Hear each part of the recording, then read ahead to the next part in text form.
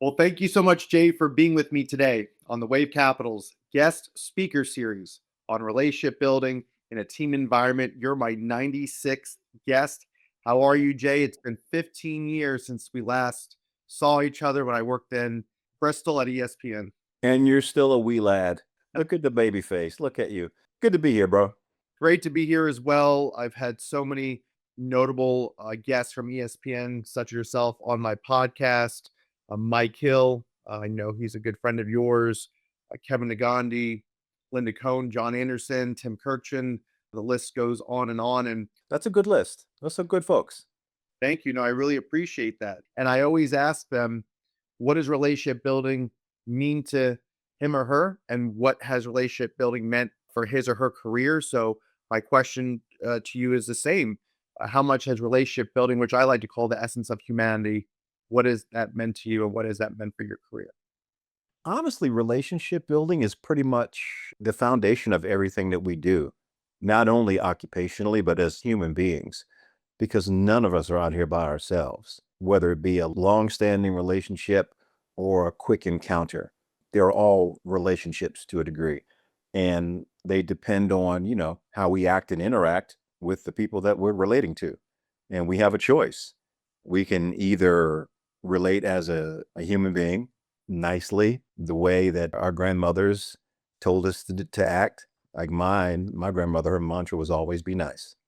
So we can do that, or we can go the opposite direction and be a dick. And that's my thing. I always tell young folks, don't be a dick.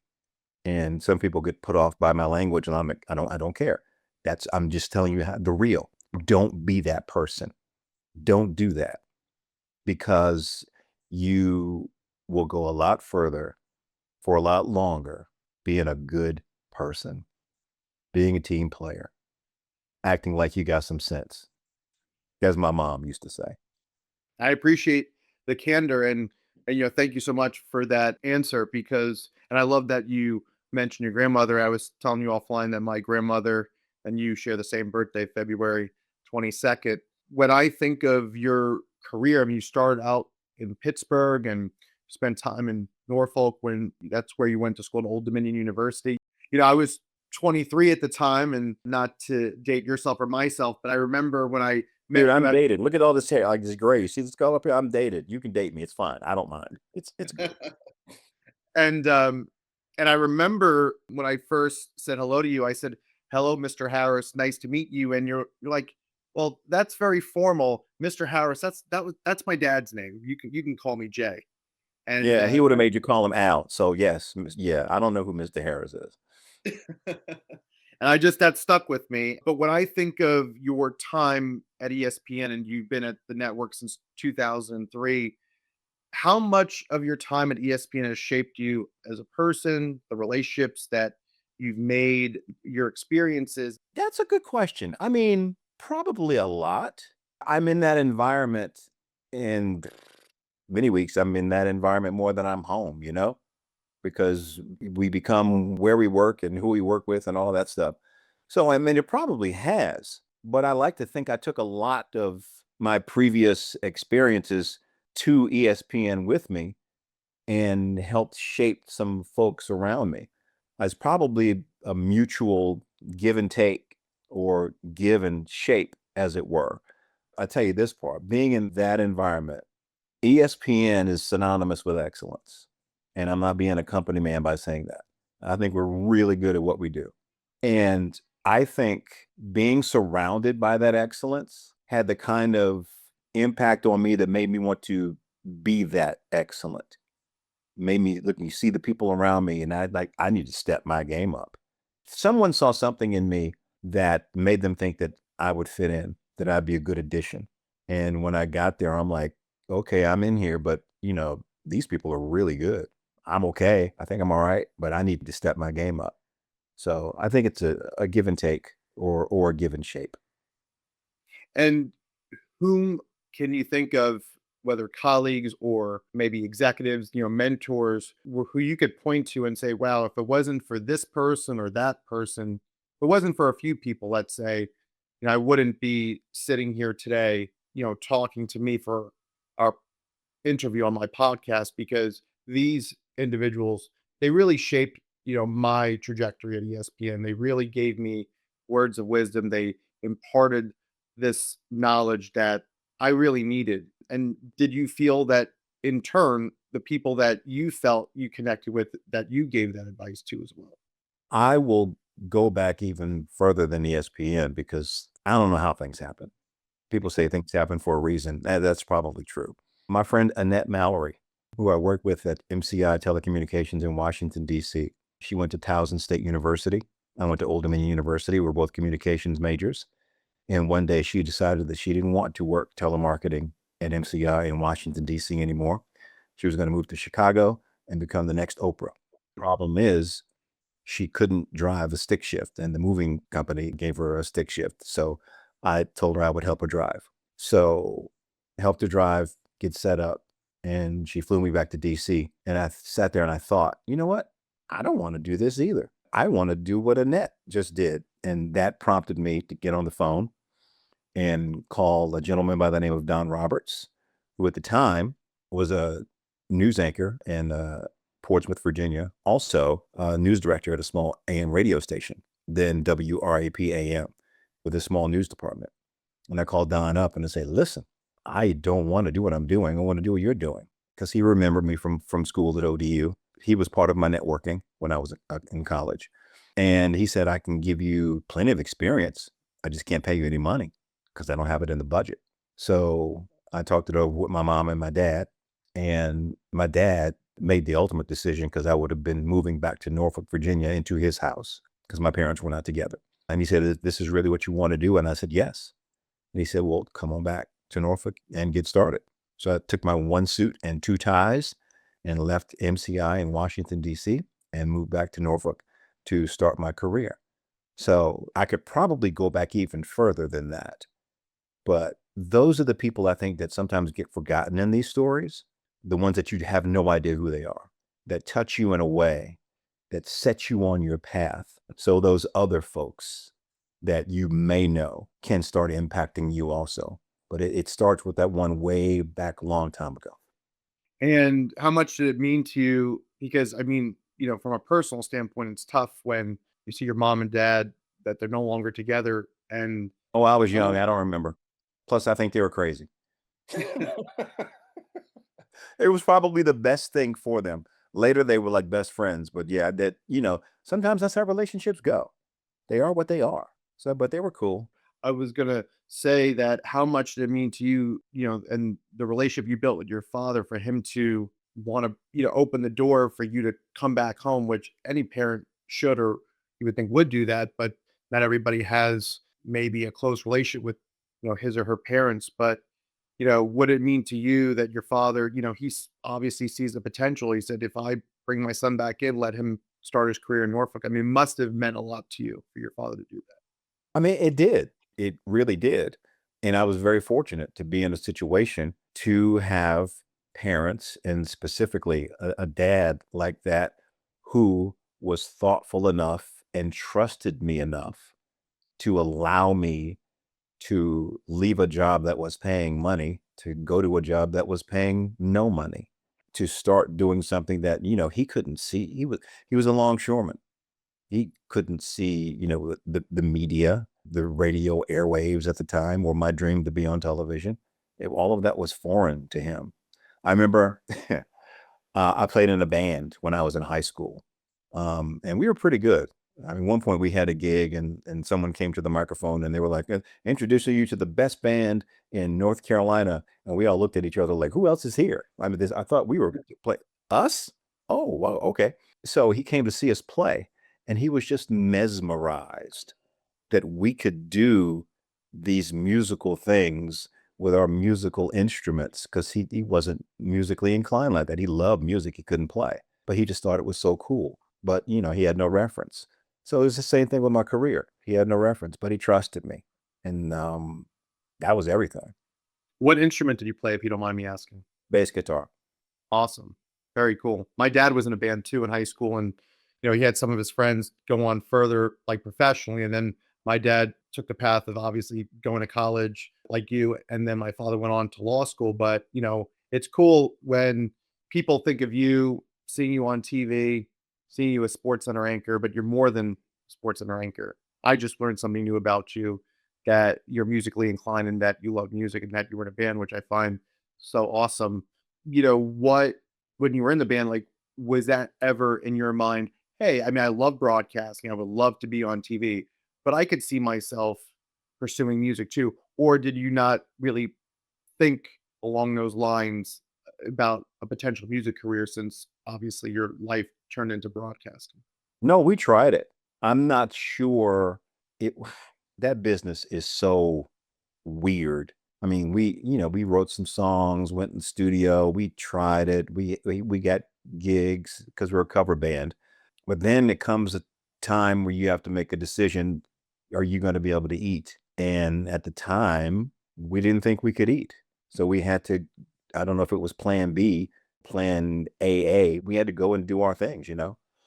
So it's the only other thing that I ever wanted to do. Like if I hadn't landed the media career, I would probably be in somebody's band playing songs or writing songs or doing music. I love it. I love it. Passed it on to my kids. My son produces, and our daughter is a theater performance major.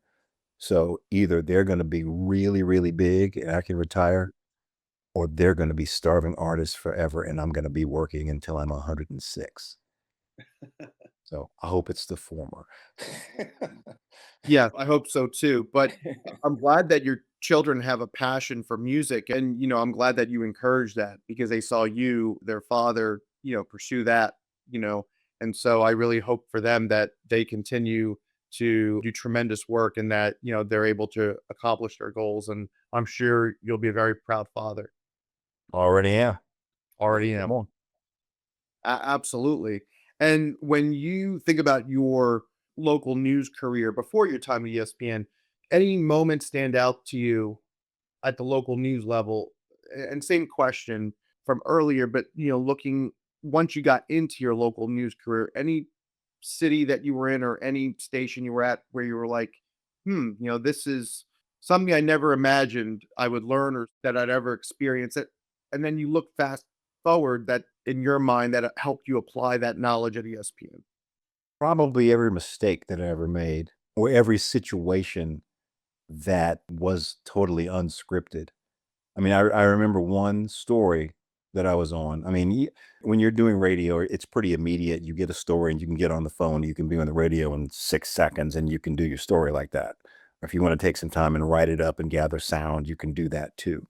But there was I think it was a child custody case. The details are a little hazy. Anyway, so all the stations in the area were covering the story. And me being the personable fella that I am, you knock on folks' doors and you try to get them to talk to you. And I guess the young person in question had a grandmother who, for some reason, trusted me and let me talk to the child that was at the point of this case. And Mhm. it was a scoop that no one else had. And because they all, they come in and they had to leave, and I got to hang out.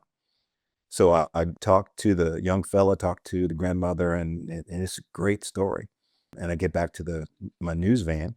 It was just a truck, and call it in, and I'm talking to my friend who's the anchor at the time, and he's just giving him details because we're talking about how we're gonna do this story, and he's asking me all these questions. And in my head, I'm thinking, why is he asking me this particular question? Why do I feel like I'm being interviewed? And then he goes, that was Shay Harris reporting live at the scene. I had no idea we were on radio live. Wow. I had no idea. And my news director, Don, who hired me, he said, when I got back to the station, he said, I knew you didn't know. I was just thinking, please, Jay, just don't cuss. Don't say any bad words. And I didn't. And that taught me to always be aware and to ask and to make sure every microphone is hot. You just never ever know. So just be careful. Most people in this business learn that lesson one way or another, but that was how I learned it. That stuck with me. That stays with me. Of course. And, because ESPN, the worldwide leader in sports, as we all know, very well. And ESPN, just like any other network or organization, business, they go through changes over the years, and you have to adapt to those changes, whether it's personnel changes or expansion of the network, or maybe, the first part of your career, you're covering a few sports, but then they want you to pull into another situation where then you're having to cover a new sport that you have to really learn because it wasn't your specialty. But when you got to ESPN, did you ever imagine in 2003 that you would still be at the network in 2026? I didn't imagine I'd be at the network in 2003. I mean, it was my first sports job. I'd done news up until then. And they saw something in me that they thought would work well with their network. And I guess they were right. And I appreciate them seeing that. But no, I had no idea I'd still be here. I think it's fantastic. Would I have liked for someone to try and steal me away? Well, yeah, that would have been flattering, sure. And there've been a couple of things over the years, but I just decided to stay because I like this place. It's a pretty cool place. Those four letters are iconic. They mean a lot to a lot of people. There's a lot of responsibility in that, and I relish that responsibility and the history and the folks that sat in the chair that I sit in before me, you know? I'm proud to be part of that legacy.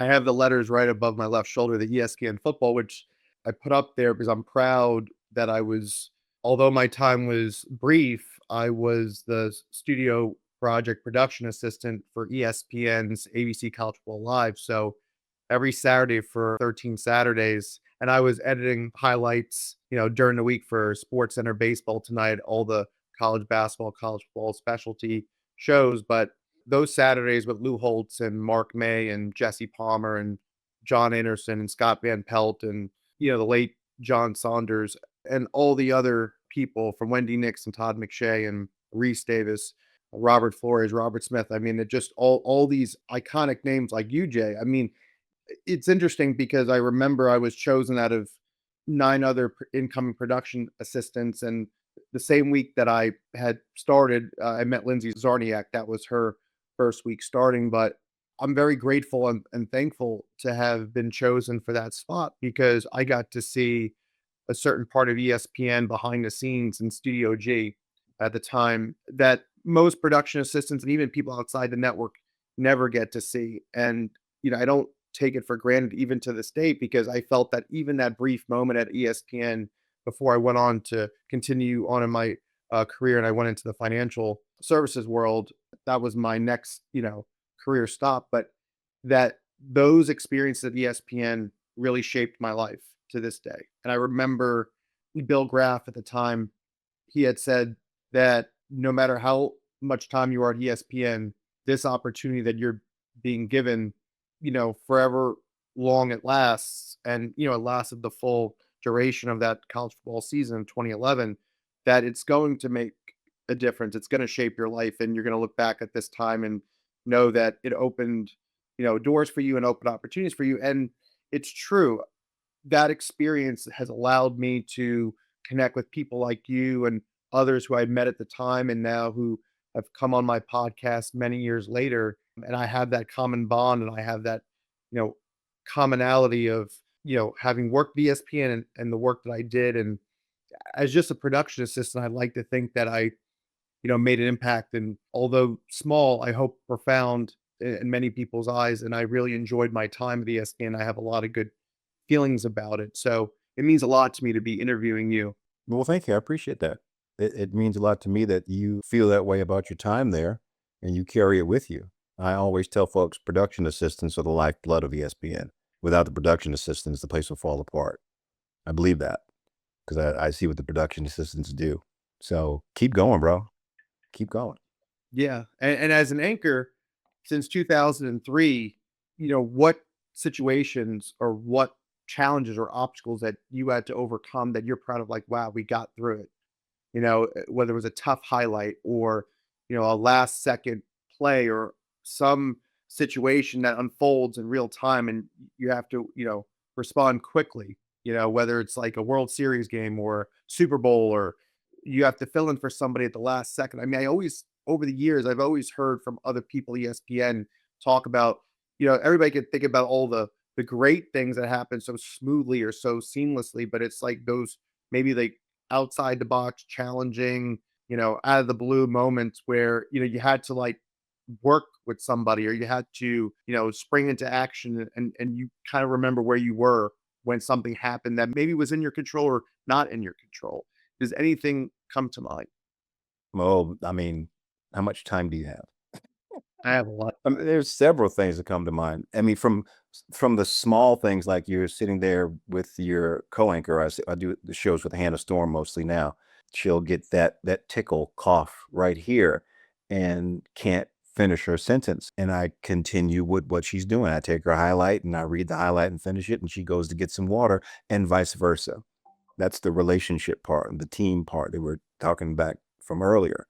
I remember one of several times when I just misplaced my shot sheet. It happened one Saturday morning. I was anchoring with Chris McKendrick, and it was a Washington Nationals highlight. I had turned it over, and I didn't think to look in this pile. And I was looking here, and I couldn't find it, and the video was rolling, and Reese Davis had come in for because game day was getting ready to come on the air, and Reese comes over, and he's trying to help me find it. All this, I'm trying to talk over the highlight and blah, blah, blah, and we finally find it and do that. But, like, no one could see that. No one had any idea all that was going on, that Chris was trying to help me, and Reese was trying to help me, and I was trying to help me, but I was still trying to do the highlight as the video was rolling. But those are just little things that they didn't have to do that.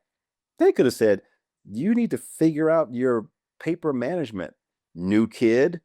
So I'm Yeah. going to let you suffer over there." They didn't do that. They're like, "Let's help the poor fella out and help him find his highlight." There are so many stories like that. It's just cool, man. It's just cool. And how much did it mean to you to, be a mentor to either production assistants or other people at the network? Because you are someone who likes to be helpful. I liked how you talked about in the beginning about like just be a nice person. And you learned that from, your grandmother. So, I mean, how much has it meant to you over the years of how many people you've impacted personally? Most of the time, you don't know that you've impacted someone, depending on their job. I mean, I know the few production assistants that have come through and, they really wanted to be on air. And I would tell them, well, you need to leave. You don't need to be here in that position. You need to go out and get a job as a reporter somewhere, whether it be sports or news or whatever, be a journalist, be a storyteller, make some mistakes and keep working at it. So when I'm watching the NFL on Fox and I see Christina Pink doing sidelines, I'm like, hey, Christina, because I remember when Christina was a PA, and now she's doing her thing, and it's fantastic. The same with AJ Ross. She's Ashley to me. And then, I mean, this is great. Someone who left ESPN is now a White House national correspondent for CBN, Michelle London. Like, this is fantastic. I love this. So there are many, many stories like that. So I like to think I had a little something to do with what they're doing now. It was really all them. They just needed a kick in the pants or some words of, I guess, wisdom to be on their way. The same things that people did with me and told me, talked to me about, and said, you really should go to ESPN. You think so? Yes, it's a great opportunity. Okay. So just that's the relationship part. It all goes back to relationships. I wanted them to do well. I gave them some straight up advice. This is what I think. And they followed it. Now, I'm sure I would hope they get the same advice from other folks, but they're just, yeah, I love to watch people just go and fly. I love it.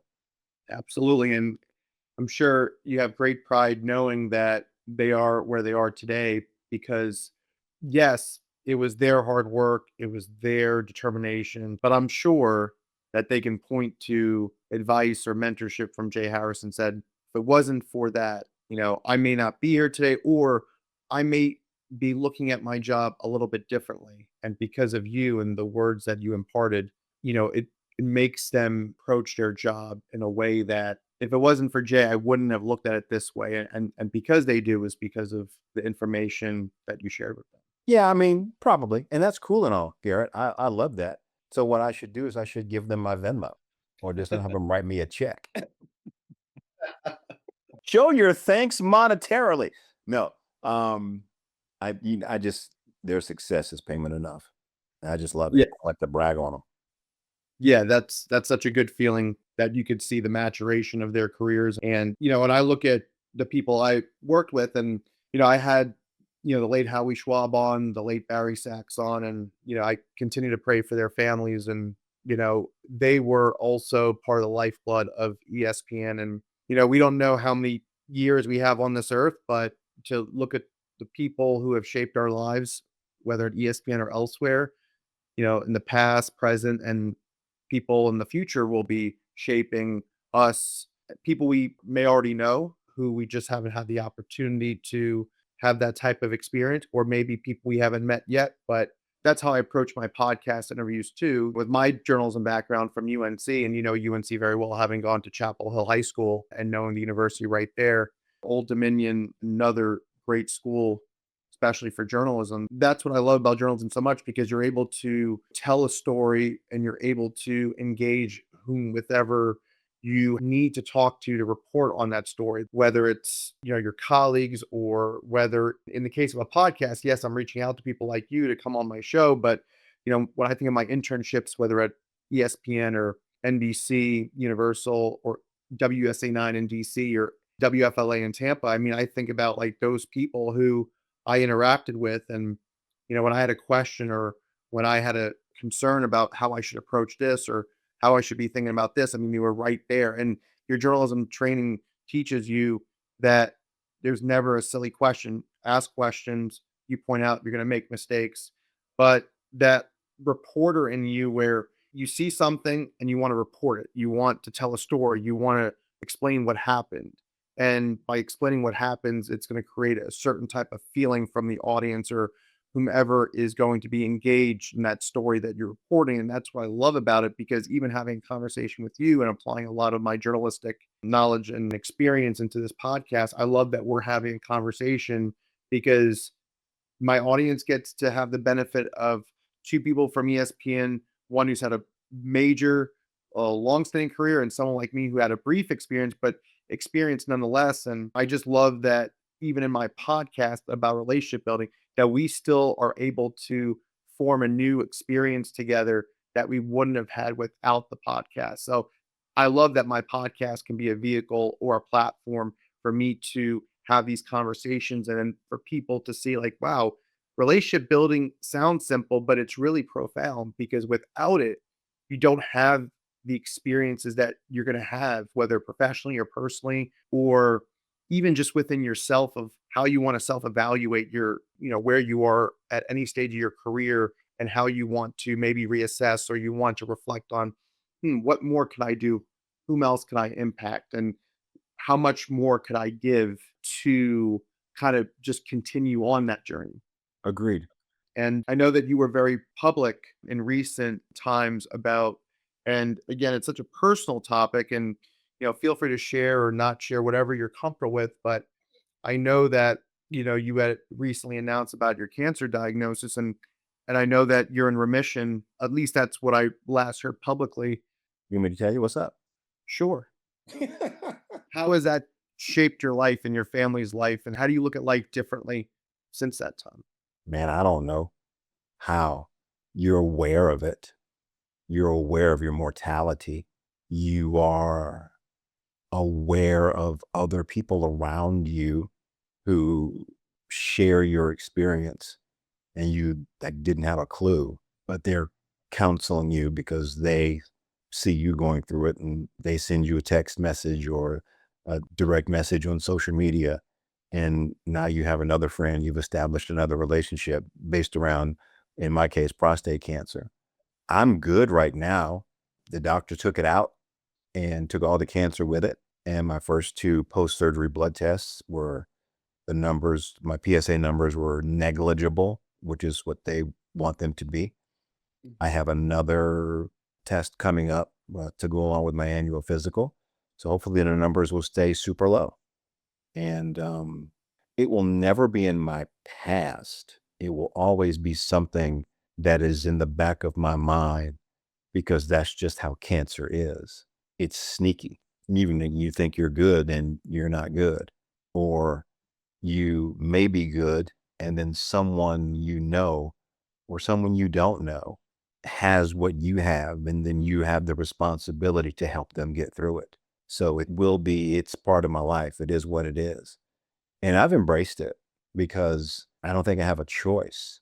Maybe that's why I've been here for 23 years, to give me some measure of professional stature, that if I say something, someone might listen. If I say, go get checked, because if you catch it early, there's like a 98% chance that you're going to be good, as opposed to not staying up on your health and not getting checked. And then you get some numbers that the doctor's like, there's nothing I can do. I'm sorry. So it's part of my life, and that's okay. I'm good with it. My grandfather had the same type of cancer and he survived it. And I'm so glad that your numbers have been coming back extraordinarily well and you're on top of it. And I'm so glad it's behind you. And I hope that it never comes back. I hope you live a very long life. You know, 206. That's my goal. yeah. I read a study that children who were born in 2022 have the chance to live 125 or 150 years. So, although we both were not born in 2022, and I say that because my son was born in 2022, and then my wife and I have our daughter on the way. She'll be due in March. Well, congratulations.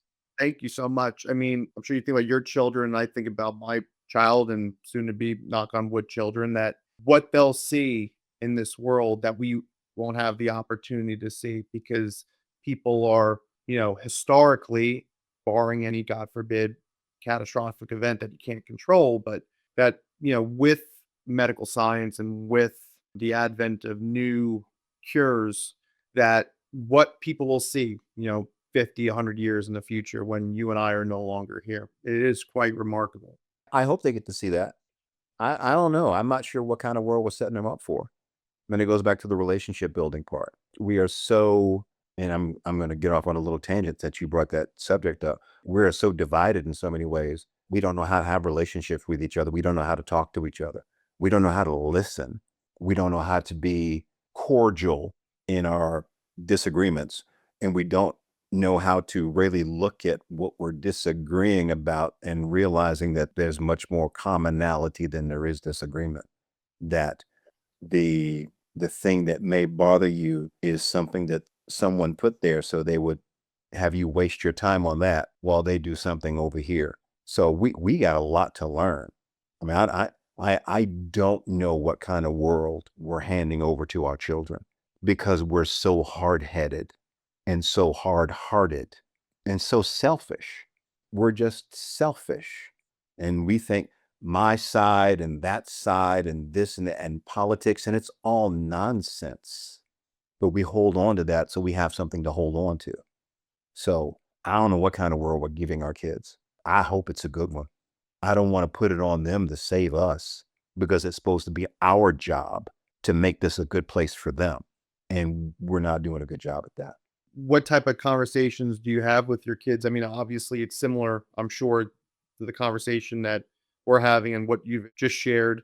I'm sure you have those conversations with your kids. I'm sure you have the conversations maybe in a private moment, offline at ESPN with your colleagues. I mean, I wholeheartedly agree with you. I feel the same way you do about, what the state of the world is today and quite frankly, what it will be in the future, but we just don't know. And where things are heading, it's very concerning and quite frankly upsetting. What kind of conversations do we have? Mainly conversations that end up in a little laughter, because you have to find some sort of silver lining in the nonsense that's going on. And you have to realize that a lot of it is just nonsense. And you pray for, I was going to say like-minded people, but not necessarily like-minded people, but people who, from whatever political persuasion or side that they're on, see the nonsense as nonsense and want to make things better. I still, in my heart of hearts, believe there are more of those people in the world and more of those people in this country than the knuckleheads. The knuckleheads are loud. We need to be louder. And I'm putting myself on the side of the non-knuckleheads, because I enjoy critical thinking. I enjoy saying, you know what, let me think about that. You know what, you're right, I was wrong. I need to change this. I need to do that. I'm not too proud to say that. I'm not too proud to admit that on whatever subject that I may not know at all.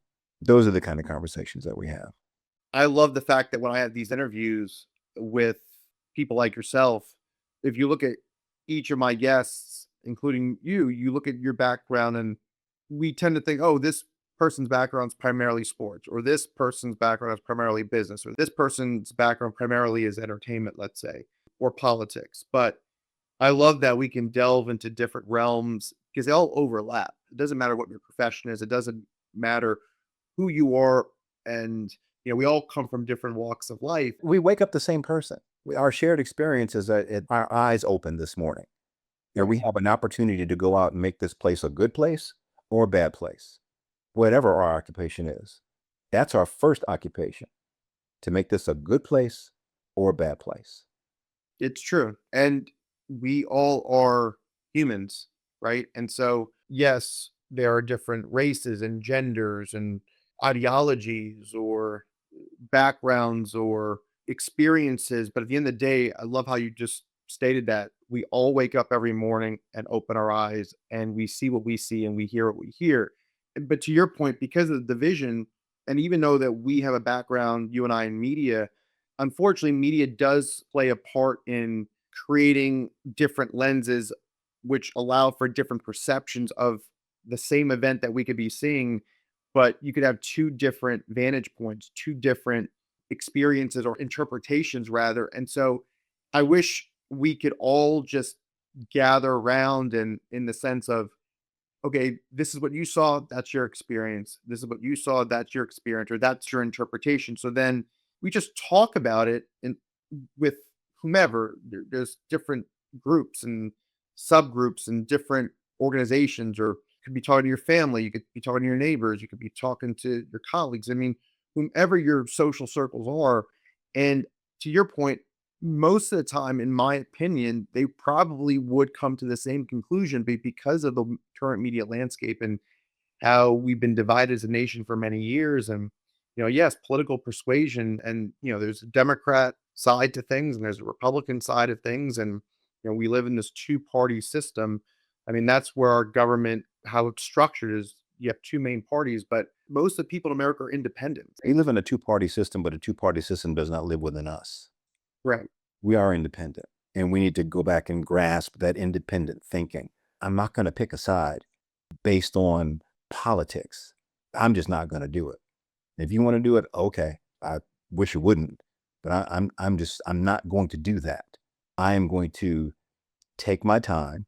I'm going to study. I'm going to go for more than one source on a story, more than 3 or 4 sources on a story, because as a journalist, I want to try and get as many sides as I can. And I'm going to take my time. I don't need to be the first person to type up something and hit send on social media. I'm not going to do that. That solves no purpose. It just clouds everything. I'm going to take my time. I'm going to analyze. I'm going to investigate. I'm going to talk to people. I'm going to read. I'm going to study. I think that's the best way to go. We want to be so quick to be what?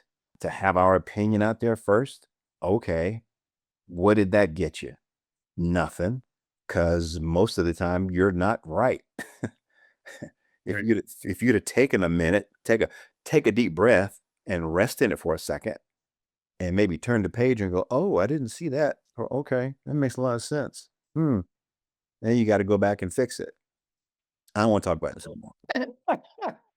No, well, I appreciate you going off on a tangent. And I love that it's a part of our conversation, but Yeah, um, it's frustrating. It's just frustrating. it is. It truly is, Jay. It is very frustrating. And when I think of how you were in local news and you were focused on non-sports at the local level, Oh yeah, there was no sports. It was all news. do you look back at your life and said, wow, considering what we're going through today or in recent years, how different my life would have been if it wasn't ESPN, that was my breakthrough moment in 2003. It was my job at NBC. It was my job at ABC or CBS or CNN, or Fox, or would you have said, wow, I wonder what the sports world is like? being like a sports broadcaster opposed to a news broadcaster? Or what would my life be like as a sports anchor opposed to a news anchor, like political news, right? Current events news. So I know that you are tremendously happy and grateful for how your life has gone these 23 years, but I like to, allow my guests to really, expand their minds and, play like a what if hypothetical. I mean, do you look back and say, I really could have seen myself in news, but it didn't work out that way. But if I was in news, this is what I would like to be doing. I like to cover the White House, or I would like to cover Capitol Hill, or maybe I would take the crime beat. Did that ever cross your mind over the years while you were at ESPN? Because there are people who did jump, whether it was from sports to news, and maybe they jump right back into sports. I didn't, for someone like you who's been at the network for 23 years, did it ever cross your mind like, I wasn't at ESPN, I could see myself doing this in the journalistic profession? No, never. I'll stay in the moment. I enjoy what I was doing in the moment. Yeah. I watch, and there are days that I will go, "Ooh, that's a good story to cover. That'd be cool to cover." And there are days that I would go, "I'm glad I'm not covering that. Yeah. I'd probably get fired today." Because that's just nonsense, and I would say something, or I would ask a question. I'm a journalist. I would ask a question, I would read, and I would do my thing, I'd do my homework, and someone would get mad at me. And then I'd probably come back and say, "But on such and such, you said such and such, and then what do you think about that?" And I would use someone's words in my question, and they will get mad at me Mm, because, that's what a journalist does. You look at things from all angles. yeah. If you told me yesterday that you don't like the color yellow, and today you're dressed like the man in the Curious George cartoons, and I ask you about it and you get upset, then what am I supposed to do except say, "Well, yesterday, yeah, you told me, and now today I'm just," I don't know. No, I don't. I didn't. I stay in the moment and I enjoy what I'm doing, and I'm glad I'm doing it. Yeah. It's a lot more fun in a lot of ways. Yeah, well, I'm so happy to hear that. And final few questions before we depart from our interview. Favorite sporting event that you've covered at ESPN? I know it sounds broad, but I mean, was it like a certain Super Bowl, certain NBA Finals, certain NHL? I mean, it'd probably be the NBA Finals, that assignment. I think that's 2014, the Spurs and the Heat. That was a lot of fun. Yeah, and it was the big three, and it's four NBA Finals appearances. They won two out of the four. It's interesting because you would have thought that they were good enough to win all four, but you got to give it to Tim Duncan and the Spurs. I mean, they felt that they let one slip away with the Ray Allen's three, right? Winning a So, championship is hard in any sport. er, In this ring culture, people think it's easy. It's not. mm, It's very, and you have to have a lot of things just fall in place for you, which is why doing sports is so human, yeah, because the variables are just so on either side. You just never know, and it's always exciting. yeah. And I mean, looking at just the current landscape now, I mean, when you look at, we're in the, NFL playoffs and don't have Patrick Mahomes in the playoffs, you don't have a Jared Goff in the playoffs. And then you see people like Justin Herbert, he's out, Aaron Rodgers, he's out. And then, wow, Drake May, Chapel Hill's own from North Carolina, my alma mater, and you went to Chapel Hill High School. It'd be interesting if he's not going to be the next Tom Brady, but it's interesting when you Well, look now at why would you even go there? He's been in the league 2 years. Why do we do that? Why can't he just be Drake May right now? Why do he we have can to be. wait the next just because he plays for the Patriots and might get to the Super Bowl? He might be the next Tom Brady. No, let him be Drake May. Yeah. If he wins 6 and has a chance to win one more, then he might be Tom Brady. But he won't be Tom Brady because there's only one Tom Brady. He'll Exactly. still be Drake May. Absolutely. No, it's true, and I was, my wife's cousins are big, Patriots fans. I'm like, "Well, let's see, if Drake May can win 6 with the Patriots, let him go win his 7th one in Tampa, just like Tom Brady did." But I was just, we were just joking around, but no, I was looking at, his first playoff game versus Tom Brady's first playoff game, and I know that you're right, like, it's not good to make comparisons. Let him be Drake May. Tom Brady's Tom Brady, he's Drake May. But interestingly, both their first playoff games, Patriots each scored 16 points, and then, similar stats. Brady had fumbled in his game and Drake May fumbled in his game. They both threw interceptions. But I always find that to be interesting because, you find that like in sports, for whatever reason, you can find these parallels, and it's like the two most random stats or like the two most random sports events. And somehow, like we say in our mind, like, oh, because this happened for this player, and because now he plays on the same team, and because he's in this game, first game of his playoff career, and you're seeing like a similar trend, maybe that will lead something. But that's just, I think people get caught up in that. You think? Yeah, like me. But who do you have for the Super Bowl? I don't know. I don't know. Who would you like to see? Maybe that's a better question. Think I would like to see San Francisco and Houston. Yeah, nice. I think that's what I would like to see. Or the Rams and Houston. I'd like to see Houston win it all. I like that team. 12 years. Yeah, I like what CJ Stroud is doing. Yeah, exactly. And D'Amico Ryans is just fabulous. I think as 12 years in Pittsburgh as a Steelers fan, did I want Pittsburgh to beat Houston the other night? Yes. Was I mad that Houston won the game? No, because they're really good. And I really, especially that defense, I really enjoy watching them play. So I like to watch people at the pinnacle of their profession do their thing. That's why I'd like to see them win it. Yeah, I love that matchup. So Houston versus San Francisco. Nice. Or Houston versus the Rams. Yeah. Yeah. I would love to see perhaps Josh Allen, San Francisco play Buffalo. Buffalo deserves it. I mean, I remember when Buffalo went to 4 straight and just couldn't get over the hump. The first one was the one they probably should have won. It'd be great for Buffalo to win a title, especially in the last year of that stadium before they moved to the new stadium. That'd be fantastic. And I like Josh Allen. He's really good at football. See, I don't like to pick because now I'm going to change my mind. I just like to see good people. I like to see good games, man. Yeah, absolutely. Any final thoughts about relationship building? Any final words of wisdom on relationship building that you can impart on me and my audience? And thank you so much again for this amazing conversation. I love the topics that we discussed, and it really helps me and my audience expand our minds today and as we look to the future. And thank God for good people whom are in our lives, our family, our colleagues, our friends, who can help us get through these very challenging, unprecedented times. And I'm really praying for our country, praying for our world, and praying for you, my friend, as you beat this cancer diagnosis. Very proud of you. Thank you. Final thoughts on relationship building. Think of relationship like a professional wrestling match. Professional wrestling is not fake. It is scripted. It is not fake because you have to be in shape. You have to be coordinated. You got to be at the top of your game to do the things that they do in that ring and outside of the ring and on top of the ring and underneath the ring, everywhere. Such outstanding athletes they are. The job of a professional wrestler is to make their opponent look good. That's the thing. To get them over. That's the thing. So if you approach an occupational relationship, a personal relationship, as I'm going to make sure that the other person has a really good day, I think you're doing okay. Let the other person matter more than you. And I think you will shine.